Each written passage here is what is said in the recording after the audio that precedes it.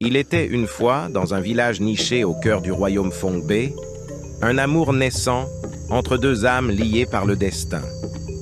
Adjoa, une jeune femme au sourire éclatant, et Kodjo, un guerrier respecté, partageaient un amour aussi pur que l'eau des rivières qui entourèrent leur terre. Pourtant, leur bonheur était condamné, non pas par leur propre volonté, mais par les traditions rigides des anciens. Les anciens du village, gardiens des coutumes et de l'honneur, avaient choisi pour Adjoa un autre destin. Un mariage arrangé qui unirait deux clans et renforcerait les liens de sang. Adjoa devait épouser un homme qu'elle n'avait jamais aimé, un homme choisi par les ancêtres. Pour les anciens, il ne s'agissait pas seulement de mariage, mais d'un acte sacré pour préserver l'harmonie et l'équilibre du village.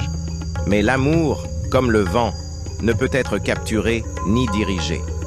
Kodjo et Adjoa, liés par une passion indomptable, décidèrent de se rencontrer en secret, défiant les traditions et les regards vigilants du village.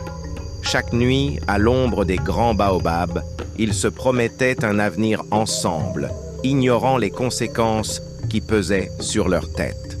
Cependant, un jour, la trahison vint du plus proche allié de Kodjo, son propre frère, Kofi. Jaloux de l'amour que Kodjo partageait avec Adjoa, Kofi révéla leur secret aux anciens. Le conseil des sages, furieux et déçu, se réunit sous le grand arbre sacré, là où les décisions les plus graves étaient prises. Les anciens décidèrent que la trahison devait être punie.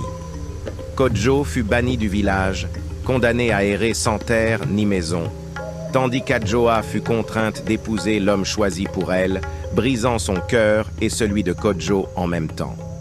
Mais la trahison n'avait pas seulement détruit leur amour.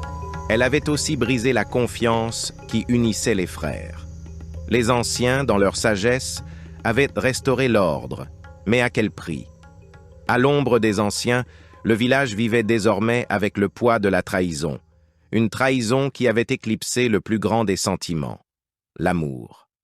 Et ainsi, sous l'ombre des anciens, où la tradition avait vaincu, les cœurs continuaient de souffrir, et l'amour, lui, demeurait un rêve lointain, inaccessible, à jamais perdu.